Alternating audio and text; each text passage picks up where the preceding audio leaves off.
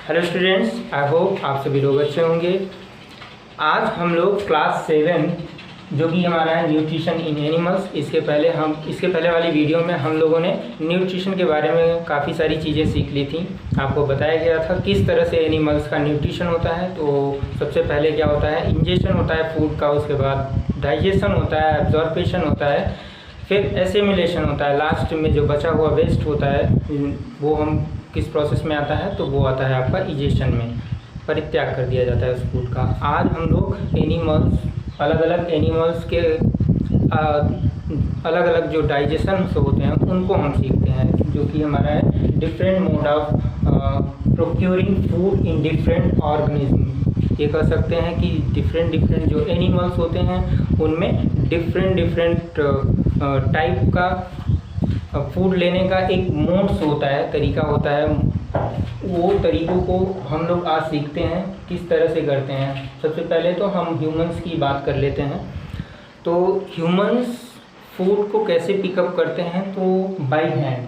कैसे पिकअप करते हैं? With the help of hand. उसके बाद वो क्या करते हैं, फूड को माउथ तक अपने लेकर जाते हैं। फिर नेक्स्ट है डॉग, काउ एंड गोट। ये कैसे करते हैं, तो pick up the food directly into their mouth. ये फूड को डायरेक्टली अपने माउथ से ही पिकअप करते हैं। इनके पास तो कोई हैंड है नहीं जिस तरह से ह्यूमंस में होता है। तो ये फूड को क्या करेंगे, डायरेक्टली ही पिकअप कर लेते हैं, खा लेते हैं। फिर फ्रॉग्स की बात करें, एंटोड्स की बात करेंगे, तो इनमें लॉन्ग स्टिकी टंग होती है।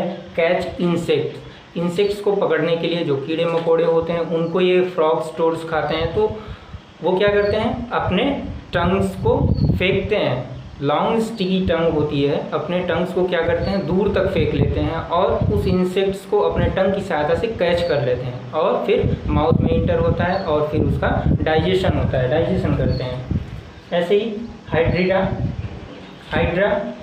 क्या है, तो hydra simple multicellular organism. It has number of tentacles around its mouth which are used for indigestion of food. यहाँ पर बताया गया हाइड्रा के बारे में कि ये मल्टी सेलर ऑर्गेनिज्म है। कैसा है, तो मल्टी सेलर ऑर्गेनिज्म होता है।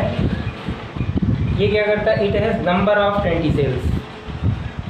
इसमें बहुत सारे टेंटिसेल्स होते हैं। कहाँ पर, तो इसके माउथ में, जो कि किसका काम करते हैं, फूड को डाइजेस्ट करने के काम में आते हैं। तो आप ऐसे भी बोल सकते हैं हाइड्रा क्या है, मल्टीसेलर ऑर्गेनिज्म है।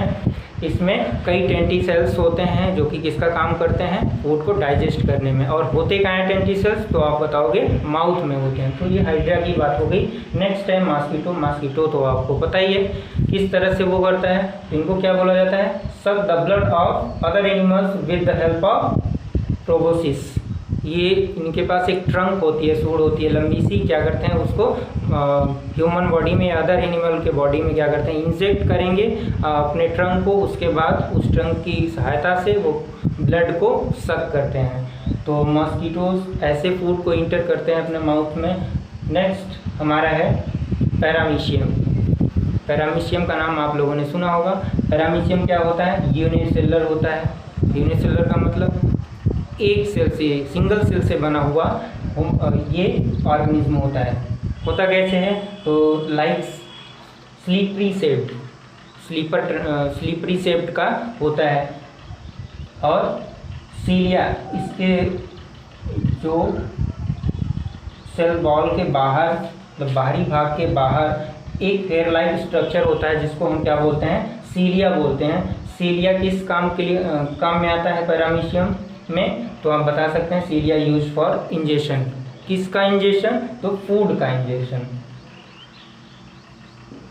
फूड को बॉडी में इंजेक्ट करने के लिए सीलिया पैरामीशियम किसकी सहायता लेता है, तो सीलिया की सहायता लेता है। ठीक है, तो इसमें भी आप लोग याद रखिएगा कि पैरामीशियम क्या है, एक यूनिसेलुलर ऑर्गेनिज्म होता है जो कि कैसा होता है, स्लिपरी शेप्ड होता है। और इसमें सीलिया पाया जाता है जो कि हेयर लाइक स्ट्रक्चर होता है। और सीलिया का वर्क क्या होता है, फूड को इंजेक्ट करने का होता है। तो कहाँ पर, बॉडी में। ये सीलिया पैरामीशियम की बात हो गई। फिर नेक्स्ट टॉपिक जो है हमारा न्यूट्रिशन इन अमीबा। अमीबा के बारे में भी आप लोगों ने सुना होगा। आइए हम जानते हैं कि ये यूनिसेलुलर ऑर्गेनिज्म किस तरीके से न्यूट्रिशन करता है। तो इसका भी न्यूट्रिशन करने का प्रोसेस सेम एज है जैसे कि आपको बताया गया था। सबसे पहले इंजेशन के बाद डाइजेशन, एब्जॉर्प्शन, एसिमिलेशन, फिर इजेशन। तो अमीबा भी ऐसे ही करता है। तो सब देख लेते हैं जरा सा। फूड, सबसे पहले तो फूड होता है। अमीबा क्या करता है, उस फूड के पास में अगर कांटेक्ट में आता है तो with the help of pseudopodia amoeba क्या करता है, उस फूड को अपने बॉडी में इंजेक्ट करता है। यहाँ पर फूड के कांटेक्ट में आया, फिर फूड को क्या किया, स्यूडोपोडिया के द्वारा वो उस फूड को अपने बॉडी में इंटर कर रहा है। तो इस प्रोसेस को हम क्या बोलते हैं, जब फूड उसकी बॉडी में इंटर कर रहा होता है तो उस प्रोसेस को हम क्या बोलते हैं, इंजेशन बोलते हैं।